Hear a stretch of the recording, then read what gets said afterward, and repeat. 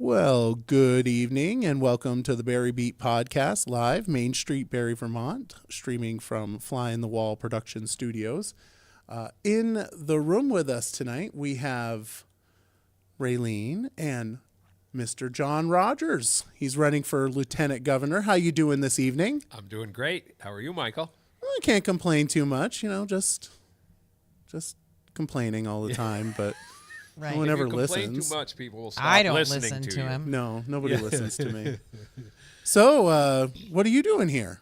Well, somebody invited me along, and so I went out and waved to people and smiled all day from St. Albans all the way down through Chittenden County and ended up here in beautiful downtown Barrie to chat with you folks. Wonderful opportunity, and I appreciate it. That's great. Well, we're certainly glad to have you here. For folks that don't know, John Rodgers is running for Lieutenant Governor on the Republican ticket. Mm-hmm. He's running against Greg Thayer, and he wanted to come in and let Barrie City know what he represents and how he's going to be able to represent you if he's selected.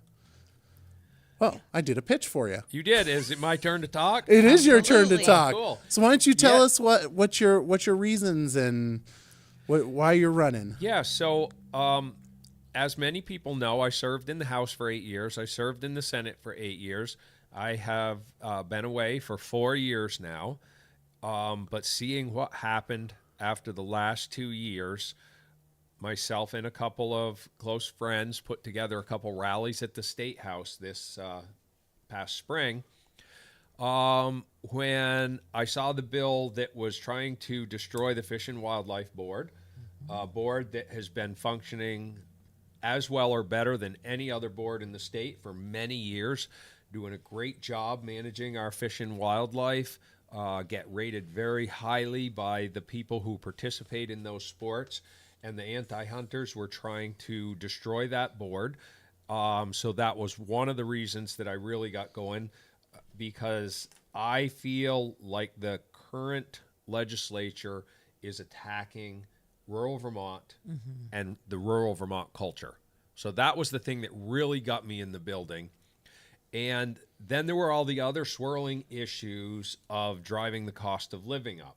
And so a couple of my friends are lobbyists and advocates and whatnot, folks I've worked with for years. And every time I'd go down to testify on a bill, they would say to me, John, we got to do something. There's all these things going wrong. So together with my friend James Ellers, who's politically quite a bit to the left of me, and my friend Mike Covey, who's quite a bit politically to the right of me, we said, let's do something. Let's get people in the State House that are dissatisfied. And I said, we're not going to all agree on everything. Right. But let's pull people together on these issues that we agree on. The attack on the rural culture and the cost of living.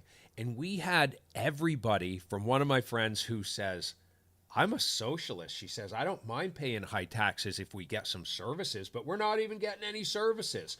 All the way to the other, we had people very far right on the political spectrum, but they all agreed on those core issues. And we all worked together, and we put hundreds of people in the State House to protest, to try to give Governor Scott some support for his vetoes, which we know that didn't work very well. But we were able to get the Fish and Wildlife Bill hung up on the wall, and so that finished that one off. But while I was at those rallies, I had so many people asking me to please run for something again. At that point, I was kind of thinking I might run for the Senate seat, but I had gotten really comfortable with not being there because it takes a lot from my business, which is stonework and excavation. It's a lot of time away from my family. It's a big commitment, and it's a political service, and if you're really doing the job well, it's a lot of hard work. But finally, I decided, after talking with my wife, who wasn't real happy at first about me going back into politics, I told her, I said, if I don't run for something and try to correct what I see as Vermont going off the rails, I will be very mad at myself the day after the election. And so that's when I decided to run for Lieutenant Governor. Nice. I'm happy that you did. Well, thank you. I really am. I think that Well, one, just having a common sense Vermonter sitting in there, someone that has, like you said, you grew up on a dairy farm, you've worked a dairy farm, you own your own business, you know what it's like to pay all of these new taxes, and it's a strain on everyone no matter who you are, which is what you pretty much just said. It doesn't matter where you are politically, it's a strain for everyone. Yeah, exactly. And for some reason, I don't know what kind of lifestyle, what life experiences the majority of the legislature has lived to be making these decisions and who they're talking to, because I find it hard to believe any one of them can go out and talk with constituents and say, do you support your property taxes going up somewhere between 14 and 20%? Do you support your electric bills going up $100 million a year across the state? Do you support your heating oils going up billions of dollars over the next 10 years? I can't see that many people in the public saying, yes, that sounds great. But yet they're doing it because I think they're operating in a bubble. I think they've stopped listening to the public, and they talk to each other, and they talk to the well-paid lobbyists who do not represent average people. The lobbyists represent wealthy people and wealthy businesses who are profiting from this legislation. One of the things that you mentioned is your extensive career as a politician for the state of Vermont, and I know. So I assume you were House first, and then you went to Senate. Yes. So you must have been in the House about the same time as Paul Poyer, correct? I remember Paul, sure do. Yeah. Paul Poyer, you remind me a lot of him because he's a very center kind of guy. He was very independent. He was very independent. Yes. And one of the things that he was very strong on and got a lot of love was from the gun lobby. So you had mentioned that you're concerned about the laws that are going into effect for guns. So why don't you tell me a little bit about your stance on gun control? Yeah, sure. So, I mean, I grew up on a farm, and a gun was considered a tool. It's like a hammer, it's like a chainsaw. It's a tool that you use for what you need that tool for. We hunted with them, which put food on the table and was also a form of recreation for us. But also, when you live in a very sparsely populated area, if you call the police, it could be an hour or two before police get there. So you have to have the ability to protect yourself, or you're just vulnerable. And so firearms have been a part of our life, for nearly the 200 years that my family has been there on the farm, and same all around rural Vermont. And the interesting thing is, when I was in high school, a lot of us farm boys, we brought our rifles to school. And we'd leave them in the car. We'd leave them in the gun rack in the back of the truck. Yeah. And at lunchtime, I distinctly remember going out, and we're all showing each other what we hunt with. We're telling hunting stories and all. And nobody ever once thought of shooting another person. And so it's not the guns that are doing this damage. And taking guns away from law-abiding gun owners isn't going to help what is going on. We have some serious problems in society. And in Vermont, most of the shootings and most of the violence is driven by the drug problem. It's driven by the drug traffickers and the gangs and the people who are breaking into homes to steal, to support their habit, and all this. So, we really need to focus on what the issue is, and that's public safety. We need to give the police and the judiciary the tools they need to crack down on these guys that are bringing this poison into the state of Vermont. So, yeah, I've been a very strong supporter of the Second Amendment in Article 16, but I'm a strong supporter of the entire Constitution, and I don't believe that anybody should start picking it apart piece by piece. It is a unit, and the Second Amendment is just as important as the First Amendment, and it all holds itself together. So yeah, just always been very supportive of that. So in connection to that, gun control, one of the things that was recently passed was some gun control on gun shows. Barre City, we have an annual gun show that is well attended. And unfortunately, I think it's this February was the last year that'll probably be the way that it was, because there's now the 30 or 3 day 3 day waiting period. Yeah. Yeah. So that has a huge impact in Barre City. And a lot of other areas that had gun shows. Right. Yeah, we'd love to hear your opinion about Yeah. that. So that one really bothers me. So I was in the legislature when they passed the magazine ban, and I told them that was unconstitutional. I did my best to stave that off, but it passed anyway. The 72-hour waiting period has already been determined by the Supreme Court of the United States to be unconstitutional. So from my perspective, every single legislator who voted for that violated their oath of office and should be removed from office. If you violate your oath, you should not hold that office. They know it. And the supermajority has so much power now that they don't even care, that they're willing to violate their oath of office. They're willing to violate the Constitution. And now it's people like me and the other gun owners and sportsmen that are donating money to the fund to fight it in court, which I believe we will prevail. Even if we have to take it to the Supreme Court of the United States, we will prevail, because it's already been determined that both that 72-hour waiting period and the magazine ban are unconstitutional. And so what really bothers me is we're donating all this money to fight against an unconstitutional law, but we're also paying the taxes to fund the state lawyers who are fighting to keep it in place. And it's very unfortunate. And I think we're really in trouble when you have a legislature that is so emboldened that they start violating their own oath of office. It's unfortunate with that kind of the political control of one party in the legislature. For sure. And for those that don't know what the magazine law is, it was passed a couple 6-8 years ago. Yep.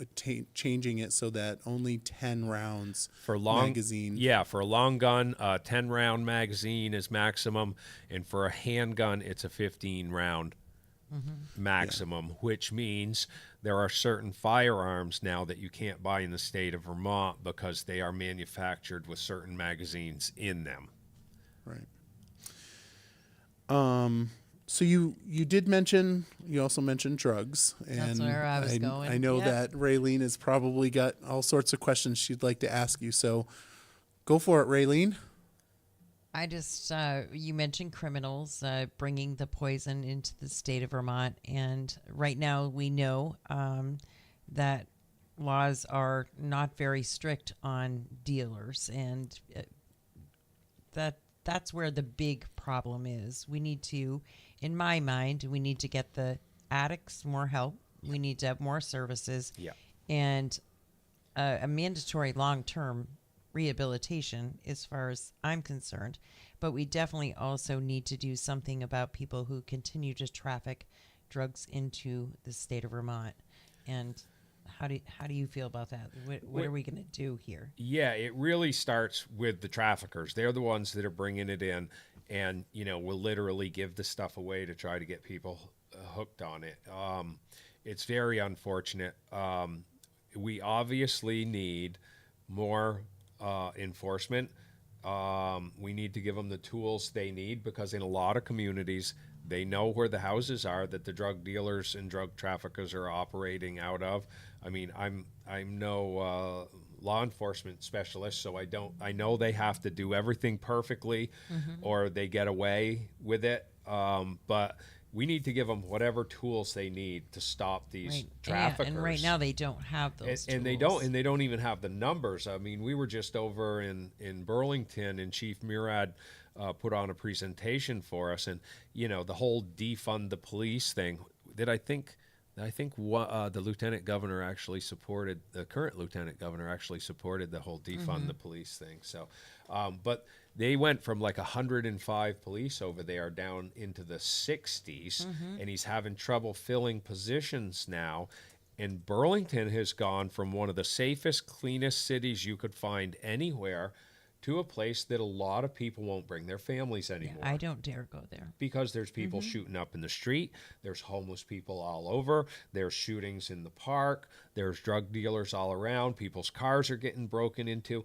And I feel so bad. I've got friends that have businesses in downtown Burlington, and there's a lot of really great businesses in downtown Burlington.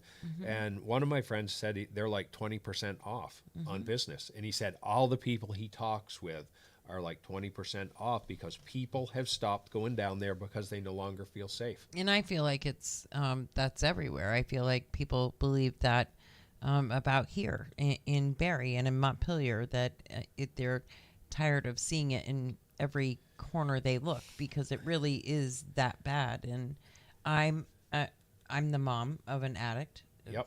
Been fighting the fight with him for 15 years now, and it's always it's something that I'm very invested in, as far as getting the word out, I guess, and in making sure that people understand what is actually happening here, because I don't think that people understand that it starts in Montpelier. The police only have the friends that you speak of that are on the drug task force. They can do a phenomenal job and bring 20 of them in all at once. But if they're bound within these laws of prosecution, there's nothing they can do. Well, and that's why I say we have to have the tools. But like you said, we also need to make sure we have the wraparound services for people who are struggling with addiction, who want to get help. And we have to figure out more ways to get people who are struggling with addiction connected to people who can help them get those services. And I don't believe there are enough services available in Vermont these days. My wife and I are actually tomorrow night going to a fundraiser called the Golden Gala for Jenna's Promise. And I went there and toured the place. I met several of the young ladies who've been through the program and are now, clean, and they're working jobs, they're running the store, they're running the restaurant. And I mean, to see successes like that is just amazing. And so how do we as the state of Vermont do a better job duplicating those things around the state, so we have more support for more people and give them the skills they need? But even more importantly than that, how do we stop young people, or at least slow young people, from getting involved in the first place? And I think not to dump more on our schools, because our teachers are already, social workers and psychiatrists and nurses, and they've got all these services that they're having to take care of because some families aren't. Right. Do you believe that we did that too, though? I mean, when I was in high school, we had guidance counselors, we had a drug and alcohol counselor, we had DARE program, we had more education about those sorts of things, and all of those things stopped because they were somehow what do you want to call it, they just some people didn't want those sorts of things taught in school. We don't need sex education, drugs, alcohol. When I was in school, we would do rallies in the gym all the time. We would during graduation, they would stick a crashed car on the front lawn of the school that somebody had mangled up and say, this is what's going to happen if you drink and drive. And we don't do any of that anymore. We've gotten away from, we don't want to hurt anybody's feelings. We don't want to scare anybody. Right. God forbid. I say scare the shit out of them. That's what I say. Scaring the hell out of them is better than having them die in a car accident because they're drinking or doing because drugs, they're shooting up drugs or getting addicted, for sure. So there has to be an education component. But the other thing I think there has to be is an element that keeps kids busy. And one of the things that I'm a proponent of, there are a lot of kids, and I went to school with a ton of them. I was pretty book smart as well as hands-on smart, although I never studied. I just coasted through school. because unlike most kids, I was doing chores on the farm before I went to school, and then doing chores when I got home, and doing chores on the weekend, and working all summer. So I had a bit of a different life than a lot of school age kids. And I told the nuns, I went to Catholic school, and I told the nuns that I get what homework done I can during my study halls because I don't have time. Once I get home, I have other things that I have to do, and they never harped on me for it. But we know that some kids aren't academic learners, so figure out what do they want to do. Let's work more on trades. Let's get a hammer in their hand or a wrench in their hand and give them some skills and find something that they love to do, because I think that's the most important thing with our youth. We kept our kids busy in sports, and we were that house where some nights I'd come home, there'd be 12 boys in my house, Right. you know, and we fed them all. I mean, it was like running a cafeteria at times, and I'd get home some nights and there wasn't a thing left in my fridge because they all got there before I did. But I loved it. We coached soccer. My wife started a booster club to help buy stuff for the teams. We toted kids around all over. But if you can keep your kids in those team sports or the arts or a band or give them, they have to have something to do, because idle youth will find something to do. And if you're not steering them in the right direction, they're apt to go in the wrong direction. And I think that's something that we really need to focus on, especially the trades, because of the hands-on learning part. And I think when you have young people who don't like book learning and don't do good at it, and then they start thinking they're dumb because they can't do it. Self-worth and Exactly. achievement And they have to have that self-worth, and you have to give them something that makes them feel good that they like to do. And I think we could do a lot better with that. Agreed. The Bible does say idle hands are the devil's workshop. There you go. So you were talking about defund the police, and one of the things in Barre City is I think Barre City is very pro-police. We rely on our officers to provide safety for us, to be there when, somebody's breaking into our house. Who do we call? We call the police, and we rely on them.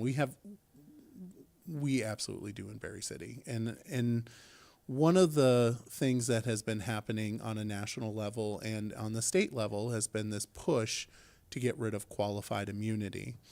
And were you in office when they first started talking about that? Okay. Nope. I did try to look up to see whether or not Zuckerman was for defund the police. I couldn't find it immediately, but the one thing that I do know that I would love to hear your perspective on is your thoughts on qualified immunity. And for those that don't know, qualified immunity is it doesn't allow people to sue the officer individually for stuff that they do while they're working. That's in the course of their job. And as long as they're operating within the bounds Correct. of their instruction, which is super important. And so that's one of the things that started this whole thing. And I know when the groups were getting together in Burlington, that Zuckerman was definitely part of the defund the police crowd. And I don't know if he's changed his mind now that it went wrong. I have no idea his position at this point. But we have to give our police protection. The other thing we have to do is we have to make sure that if you have a bad officer and they're doing bad things, they need to be held accountable, just like everyone else needs to be held to the letter of the law. They cannot operate outside of the law, just like nobody else can. And I think that is one of the things that really, unfortunately, put all police in a bad light, because there were some really bad police doing bad things. But a police officer who is dedicated to their community is such a huge asset for us, and we need them. They're really a cornerstone of justice in our community. So don't hold them all accountable because a couple of them have done bad things, and don't put them in a position where just in trying to do their job, they feel like they're going to get in trouble. So yeah, I'm totally supportive of our good police, and I'm also totally supportive of if someone is out of line and doing things that they shouldn't do, them being held fully accountable. Great. So, just driving through Barre, you can tell that Barre's not a very affluent community. One of the biggest problems that Barre struggles with is when the state legislature does something and they don't take into account the effect that it has on people of lower income. Yeah. One of those things is the Global Warming Standards Act, I think it was called. Solutions. And Solutions Act. Well, it's thank not you. a solution, It's not. and No, so you it's should take not. the word solution out anyway. Yeah. Yes. So, and now what's on the docket is the clean heat standard, which everybody's talking about. Yeah. And for a lower income, middle to lower income population, which is Barre City, an increase of, I think the lowest I've heard was 70 cents per gallon on fuel. And that came from the Secretary of Energy's office, I believe. 70 cents on gallon. And when I did the math based on WCAX numbers, it was like $2,500 per household. Yeah, it's serious money. It's a huge problem, and I would like to know what your thoughts are on the clean heat standard. Yeah, I didn't heat support standard. either of those bills. Of course, I wasn't in the legislature when the clean heat standard passed. I was an opponent of the global, not a solution bill. It seems silly to give people permission to sue us, which we know is going to cost the state money that could be used for better things. Pretty much every single piece of legislation the legislature has passed in the last 20 years that they pretend is addressing climate change has been regressive. Now, all the way back to Efficiency Vermont. Efficiency Vermont has done some great work. It by far, out of all of the policies they've passed, Efficiency Vermont has done the most. But it's extremely expensive to run. Mm-hmm. It's got a very expensive budget. And if you look at what they're doing these days, it's like they subsidize new furnaces and heat pumps. They're all pushing the heat pumps now. Mm-hmm. We all pay into that, right? Every month on our bill. Poor people, rich people, businesses, and everybody in between pays that. But if you ride around in poor neighborhoods, you don't see heat pumps on the side of poor people's houses, right? You ride around in affluent neighborhoods. They've got solar panels. They've got heat pumps. Well, the reason is because poor people can't afford the matching dollars to put that heat pump in. And they don't have the wherewithal to put the solar panels on. But they're paying for it. Mm-hmm.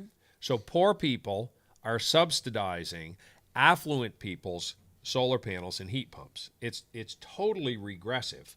And so the theory that the liberals in Montpelier are operating on is that government can invest our money better than we can, but they're taking money from everybody, and only the affluent people, middle class, some working class probably get stuff, but mostly it's middle class and higher, people who could afford to put a heat pump in themselves, that are taking advantage of it. You don't go by a poor person's house and see a Tesla sitting in the yard. Mm-hmm.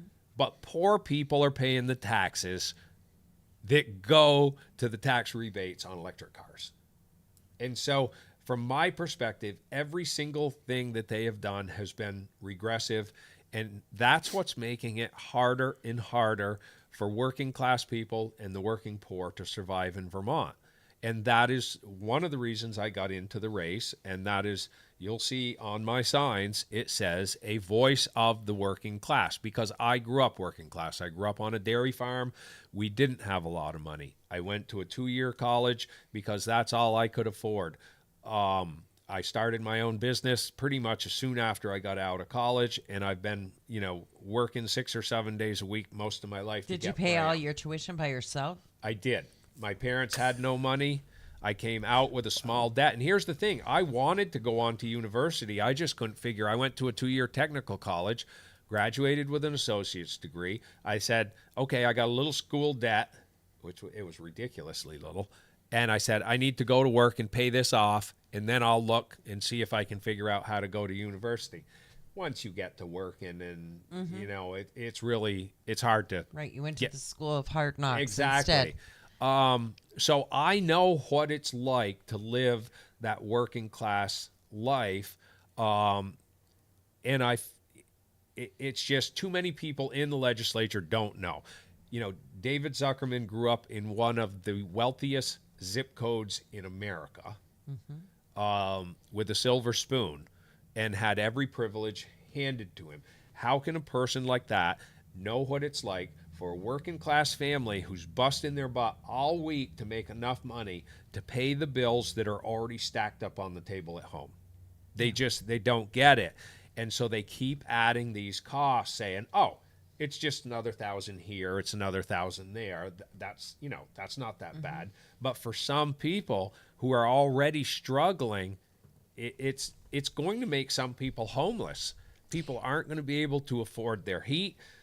They added $100 million across the state to electricity bills this year, and the majority of that money is going to wealthy developers, the millionaires that are putting up solar panels, and then the property tax. And then they talk about affordable housing. There is no affordable housing in Vermont. Right, it doesn't exist. Because by the time you build a house, pay the utilities, pay the property tax, how can you rent it affordably? You can't.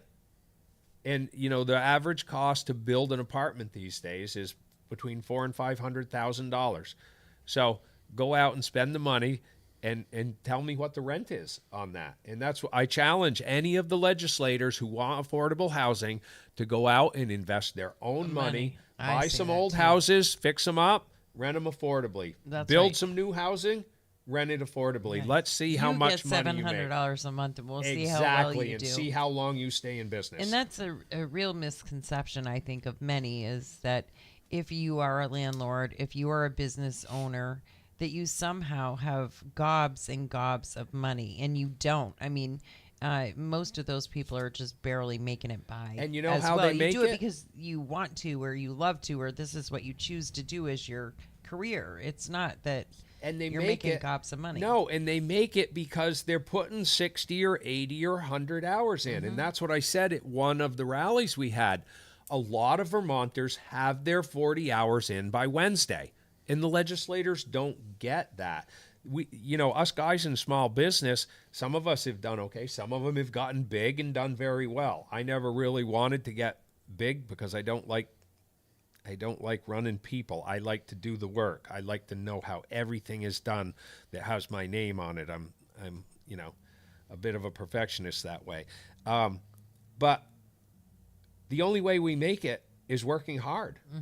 And most people don't have it in them to work that 60, 80, 100 hours a week. And so here's the fine line. We talk about the poor and the poor paying in, and then the middle class and the upper class maybe, taking advantage of some of the incentives that everybody is paying into. But I really think we have a fine line here too, when we have those thinking, how much more are we going to pay to continue all of these services and to pay for the hotels that are open for God knows how long, for people that don't necessarily want to work. I mean, it's a fine line when we talk about, and we have a lot of people that don't want to work. And let's face it, if you build it, they will come. And we've kind of built it. And now we're in a situation where what do we do? And there is a pretty strong percentage. I think I read it's over 30% of the homeless people here did come from somewhere else. But yes, we have a serious problem with homelessness. And like today, down around Chittenden County, every corner you come to, there's somebody standing there with a cardboard sign, homeless, can you spare some money? And my campaign manager was saying to me today, it's funny, they're standing at the entrance of a mall, and on every door, on every store, it says help wanted. And so if you can stand there the whole day with a sign, maybe you should go and ask somebody for one of those jobs. Right. And then we have people that will say, you can't get a job without stable housing. And, if you're living in a tent, you can't have a job. And if you don't have a roof over your head, if you don't have a place to shower and eat, and I understand that there is some truth to that, and I certainly have compassion for that. But I also have to say, there were times in my mom's life or other family members that I have in their lives where there was no stability about it. But they did whatever they had to do to fight, to figure it out, to get by. And I just feel like the fine line is there's not a lot of fight anymore for oneself anymore. Yeah, and somebody else was talking to me, and I haven't looked further into this, but they said if you actually, our unemployment rates are always really low, but if you dig deeper into the numbers and look at the number of Vermonters that are not working, they said it's a scary high number because a lot of them are no longer looking for work, and then you've got all the folks that are homeless, like you said, which is really a tough pill to swallow when so many people need employees, and every one of those employees would help create tax dollars and make people whole, and just make the money go around the community that much better. It's a little disturbing to hear those kind of things. What do we do? Do you have any ideas? Well, so my campaign manager, he said they had a guy that got a job, and then they found out that he was living in his car, and they pay their employees well, and they said, he was like living on site at the business, and they found out, and he said, so we said, well, we want you to keep working here. He was a good worker, and they helped him. They helped him find housing, and he put some money away, and then they helped him get a car.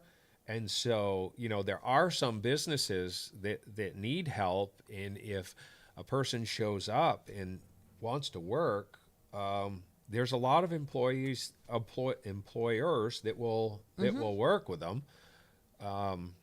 But yeah, it's a tough issue because, like you said, some of those people don't want to work, and you can't make somebody that doesn't want to work be a good employee. Right. And if we can't make them want to work, then we have to make them at least want to volunteer or do something. Well, they should be to kind doing of something to contribute. Give back to what they're getting. Exactly. And that's not because you want to be cruel to them. It's just that you want to give them what you're saying when you go to high school and you want to see more in the trades. You're just trying to give them self-worth, and self-worth is sometimes worth way more than a roof over your head. Believe it or not. I believe it is anyway. No, it is. It's worth a lot. And unfortunately, some of them have other underlying issues that haven't been addressed, whether it's mental illness or other health-related issues or substance addiction, abuse, veterans, and all of it. And so we have to do a better job with wraparound services. And I know that that's expensive, and somebody's got to pay for it. But we're paying now. But we are paying now, and we need to try to help as many people as we can become self-sufficient, productive members of society, because it's not only good for society, it's good for them. Like you said, the whole self-worth thing, I think everybody needs to feel like they're contributing, like they're needed, like they're productive. And I really think that really helps people out. All right. Well, Raylene, you obviously didn't warn him about the trigger words for me, did you? What did he didn't say electric vehicle, did No, he? but he mentioned Tesla. He did Oh. mention Tesla. Oh, yeah. Oh, I did love mention- this subject, Michael. I just Oh, want to be very gosh. clear for folks that Michael does not. Michael doesn't have a Tesla? I do not have a Tesla. I have that beautiful, gorgeous green Jeep that's sitting right out there that people can barely see in the gas-powered. window. All gas. I did try to look into getting an EV version of it, but it was like $20,000 more. Yeah. And I'm sorry, but the gas is cheaper. Yeah. Currently, until the Clean Heating Yeah. Standards Act goes in, Until they and then it will jack be the price up It will be a with different gas. Yeah. conversation I'll have. Yeah. But one of the things that really frustrates me is the desire to push people into EVs, and especially when the technology is not necessarily there yet for us. Or is it ever And- going to be? Correct, and it may not be. I have hope that it will be eventually, but the fact is that it's not now. And there was legislation that was brought forward to make it so that inspections are not done on EVs for the first 5 years.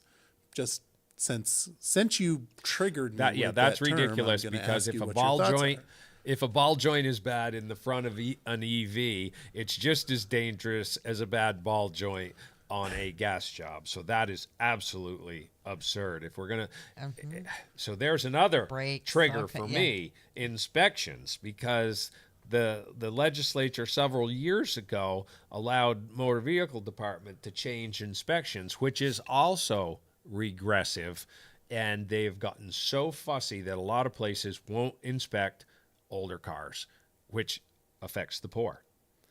And so tons of people now run their vehicles with no inspection sticker because they can't afford to get a new car, and they can't get that one inspected. So back to EVs. This is one I'm of, okay with you going further down that road. As someone that well, believes how many we should hours get- do we have? as a person that believes we should dump the inspection process altogether, but Well, I think they should inspect brakes and front end parts. okay, That's I'll, it. I'll take it. Those are your safety things. Yep. If a ball joint goes, your front wheel comes off. Dangerous for you, dangerous for other people. If you lose your brakes, same thing. Rust holes and, yeah, it's over the top right now. And again, it's affecting poor people. The people who can afford to trade their car in every 2 years, no problem. But get this. I've even heard from people. One of my friends had a brand new Toyota and went to get it inspected, and it had rust on the brake rotors. And they wouldn't inspect it. And it's like, it's brand new. It's Vermont. It's going to have rust on the rotors. So And they absolutely. take pictures now that And then all they get take digitally pictures that sent stay to in a record. DMV, Oh, and yeah. all of that has to be cleared before you can get a Yep. sticker. Yeah, no, Yeah. it's crazy. It's crazy. Back to EVs. So about 10 years ago, MIT did a study that said electric cars will be a blip in history, that hydrogen, cold fusion, and several other fuels that they're working on now will overtake them because the batteries don't have enough energy density for them to be practical. They're fine if all you do is run from here to Montpelier and back. If you're running around in a little city, then they're probably fine. But out where I live, they're not fine, especially in the winter if you got to turn the heater on. But here's the kicker. And this is part of what drives me crazy about the so-called greenies and this so-called, all this energy transition to save the planet. Over 70% of the cobalt mined in the world comes from the Congo, where they cut down rainforest and use child and slave labor to mine the cobalt. It then gets shipped off to China, where they also underpay their labor and abuse their environment, and it gets built into batteries. And then it either gets put in an EV or shipped over here on a ship that burns crude oil to bring it over here. So you want to tell me that when that Tesla or any other electric car lands here, that it's green when 70% of the cobalt that's being used to make those batteries is coming from child and slave labor in a place they're destroying the environment and the people of the Congo, I would strongly disagree. That is not green. We cannot do damage on the other side of the planet and turn a blind eye to it. And that is exactly what's happening. Same with the solar panels. A lot of those solar panels are being built in China with coal power in factories that don't pay their help, that don't have PPE, that don't take care of the environment. And then once they get over here, they're green. And I think it's a travesty. And I got interviewed by the Vermont Conservation Voters Board. And can you believe when I mentioned cobalt mining in the Congo that nobody on that board had heard of such a thing? Now, I would say for an environmental advocacy group to not know that, they're either ignorant or they're lying. I mean, really, you're an environmental advocacy group. You should know what's happening around the globe for the sources of the products that are coming here. Reminds me of the argument of the plastic bags, which I'm not going to ask you. I'm very tempted. I am very tempted, but I'm not going to ask you whether or not you voted for it, because I'm going to be nice. I'm going to be nice. I'm just not going to ask the question. But you just already told us. I know. You just already asked and answered the damn thing anyways. Have you seen the studies on that where you have to keep your reusable bag for 19 years to make up for the carbon footprint? But did you vote for the legislation? I can't remember, to tell you the truth. I may have because of the garbage aspect, but I hated it. But I can't tell you to tell you the truth, I cannot remember how I voted on that. Do you know how I voted? I don't. I know Paul Poyer voted for it, and I gave him I truthfully cannot remember on that one, and I remember on most of the important ones. I can't remember if I voted in favor or not. Yeah, but it doesn't make it's hilarious. So I went to New Hampshire one day and stopped at Shaw's, bought a few groceries, and they still give you the plastic bags, right? And I loved them. I reused them. You use them, same right? here. Yeah, They're the not little single trash use. cans. They call them single use. They're not single use. No. And so the next time I go grocery shopping here, I stop in Shaw's up in Newport. And the guy goes, "Do you need a bag?" I pull them out of my pocket and I go, "No, when you go to New Hampshire, they give you these great little reusable bags." He just laughed. Yep.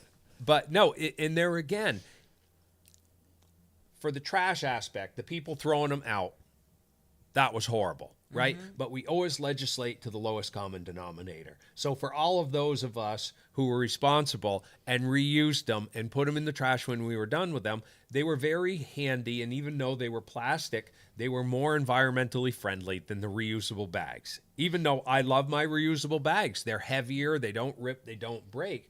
But if you actually look at the carbon footprint, they're doing more damage than the little lightweight ones.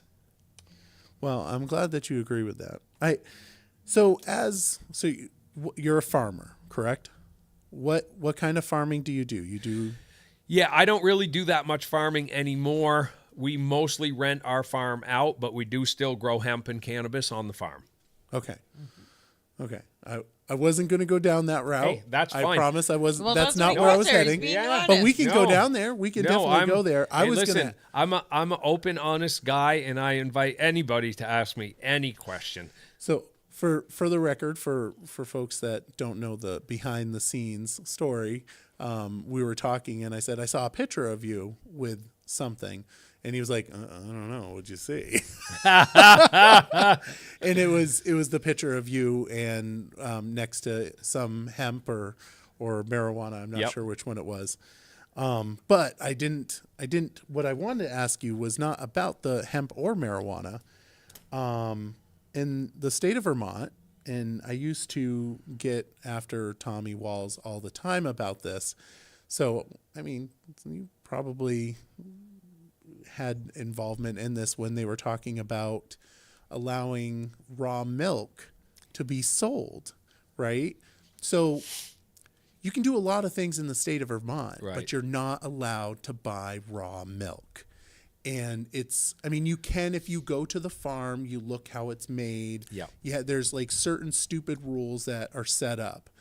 And what I want to know is, would you support legislation so that I can walk into Cumbies and get some raw milk?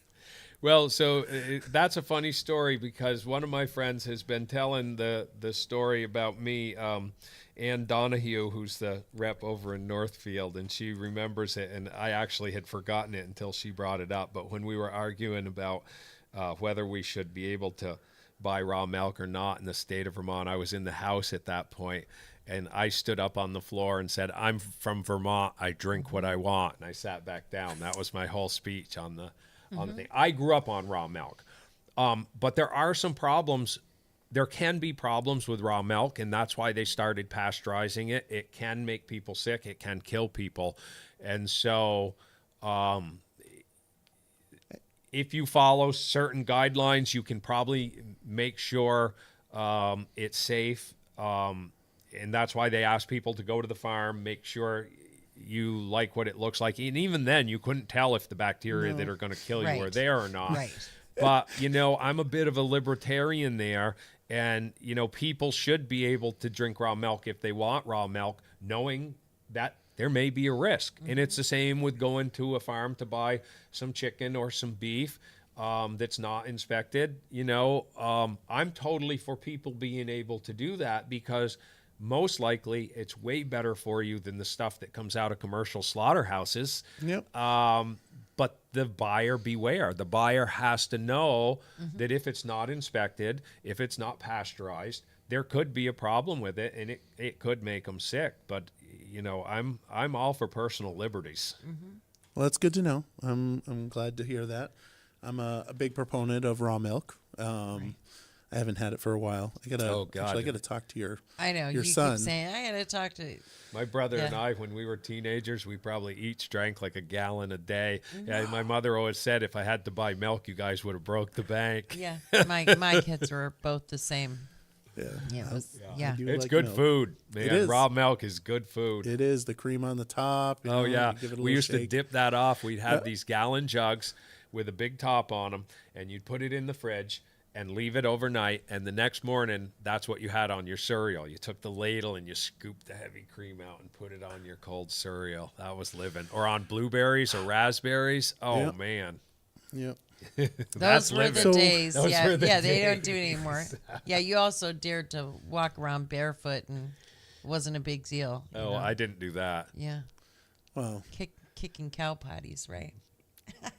My feet are still wimpy. I can't do the barefoot thing.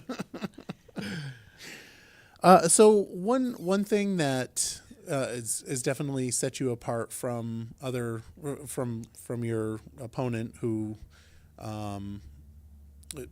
either tomorrow when you win or even today as your opponent, you are endorsed by Phil Scott. And I'd like to, because Barre City, we like Phil. We're follow Phil folks. Most of us. Most of us, Yeah. most of us are pro Phil Scott. Yeah. Phil Scott has been very good to Barre City, and to Barre and to Vermont in general. Yeah, absolutely. And we vote as a city. We vote. I think it was like 1,900 to 600 for him, and I would like for you to talk about that because not everybody can walk around and say, I've got the endorsement of Phil Scott, the most popular governor in the United States. Right. Right, and that's it. It's like when 80% in the last poll gave him a 80% approval rating. You must be doing something right. And so Phil and I, we have a fairly long history. When I was in the House, he was in the Senate. We were both on the institutions committees, so we did similar work. We met in conference committees, so he's known me since then.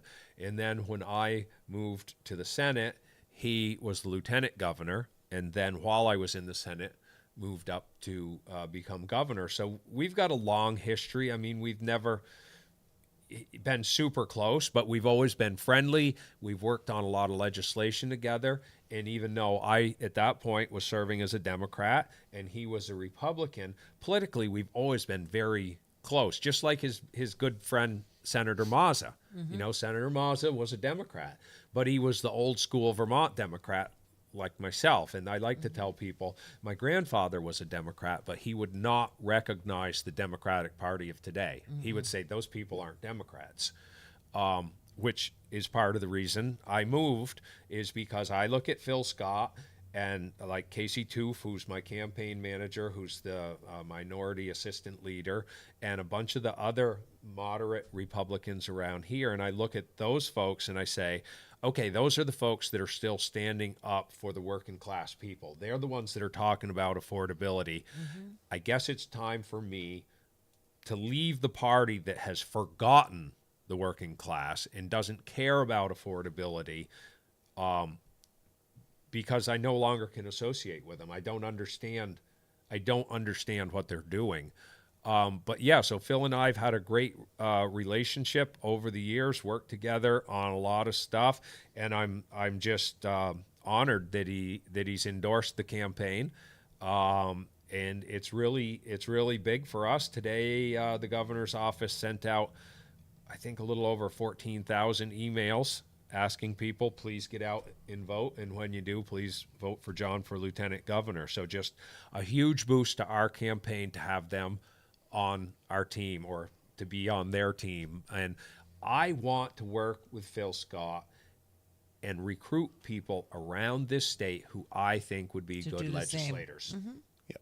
And I don't care what party they're from. And that, there again, you can't please all of the people all the time. And so there's still a bunch of Republicans who are saying, oh, he's a Democrat. I'm not voting for him. He's not a Republican. And I say to those people, there are 90,000 Republicans in the state of Vermont. There are 250,000 Democrats in the state of Vermont.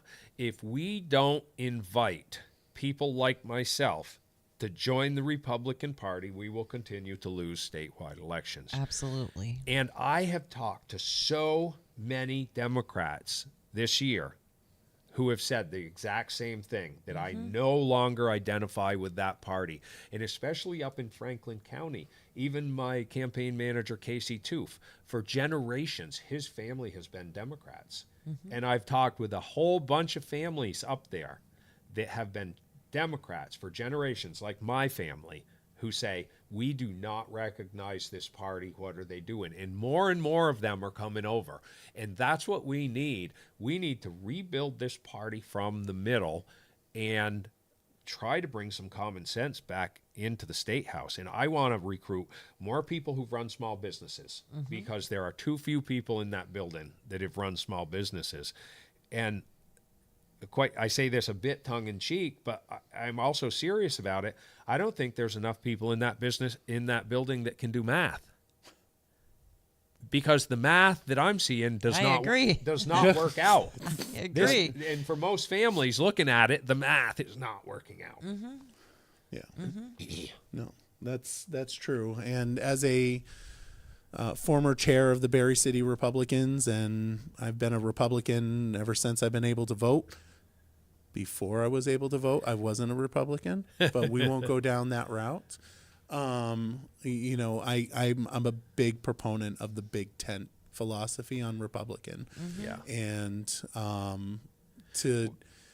I've as someone that has been a Republican since I've been able to vote, I have also gotten the same type of crap that you've gotten on that level, where you're not a Republican comments. Yeah. Right. And I'll just say, as a Republican, welcome to the party. Well, thank you. It's all great. And you know, so I have taken some crap, and of course you're going to, and there's a whole bunch of people that are mad at me because I've said I'm not going to vote for Trump, and I made my decision on Trump long before he ever got into politics. Can I just ask you, your decision to vote for Kamala or Trump, how is that going to impact your ability to do your lieutenant governor position? Can you just tell me that? Not at all. Right, And so it's I've told, not. and for some reason, people are real interested, and they keep asking Phil Scott the same thing. It's like, what does it matter? This is me. You're judging your vote for lieutenant governor on me. You're judging Phil Scott on your vote on him. Why does it matter? What you can do to help us. Exactly. The rest Not of who it. you're going to support. And so I have taken some crap on that, and I've told people I'm not voting for Trump, and I'm not voting for Kamala because, in the same reason I didn't vote for Joe Biden, is because they attacked the Second Amendment and they would like to disarm Americans. And I just don't agree with that. Our forefathers put it in the Constitution, and I think it is brilliant that it is the Second Amendment, because the most important thing is free speech. But how do you protect free speech if there is no Second Amendment, if the government becomes oppressive? And that's why our forefathers put it in there. But yeah, to hear some of these, so actually, my opponent in the primary, Greg Thayer, he was on a rant on social media the other day saying that I want to change the party and our party is just fine the way it is, he said. And it's like, okay, you're fine with losing statewide elections every year. Okay, and it's like he didn't want to, and I've heard this from some of the folks on the right, that they don't want to invite people in the middle in, which I think is counterproductive. I think it's silly. I agree. I think it's a losing proposition.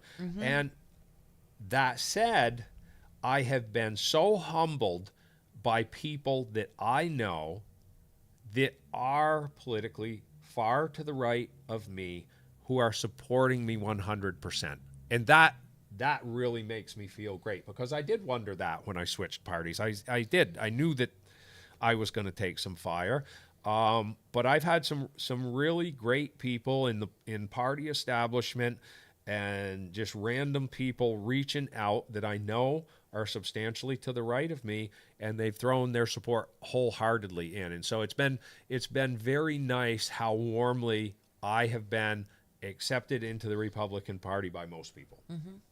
I'd much rather have somebody be honest about it and say, this is where I was, this is why I'm not anymore, and throw me a raft instead of helping me keep circle the drain. That's what I mean. Come on. Well, At some point we have to wise up and say, it's not even a D or an R anymore. It's just a V. Are you a Vermonter? Exactly. Are you here for us, or are you not? The R stands for real. Right. Right? The R stands for real now. And that's what we need to do. We need to be real. I really like that slogan, the whole get real thing. It's like, that's what it's all about. Let's just be real. great. Agreed. All right. Well, we are at 1 hour and 3 minutes. Look at us go. We definitely took you past the 1 hour mark, but I want to thank you greatly for coming in. I'd like for you to give your final pitch why folks should vote for you and not the other guy.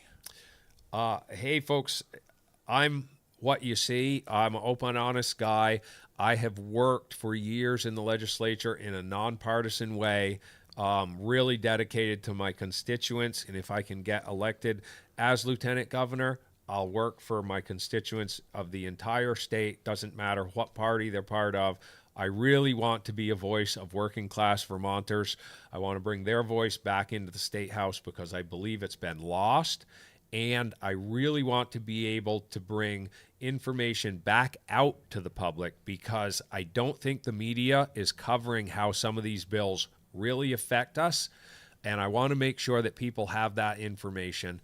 I'm really hoping that we can turn this state around, because I have grandchildren, and I want this to be a place where my grandchildren can afford to live, work, and play. And the way it's going, I don't think they're going to be able to afford to live here. All right. Well, John, thank you for joining us. Folks, this is Barry Beat with John Rodgers running for lieutenant governor. Thank you for coming up here and traveling the long distance. I know that people that are watching really appreciate it, getting to know who you are. Hopefully we get to see you again. Thanks for having me. Happy to make the trip. You just give me a holler. Yeah. We definitely will. We definitely will.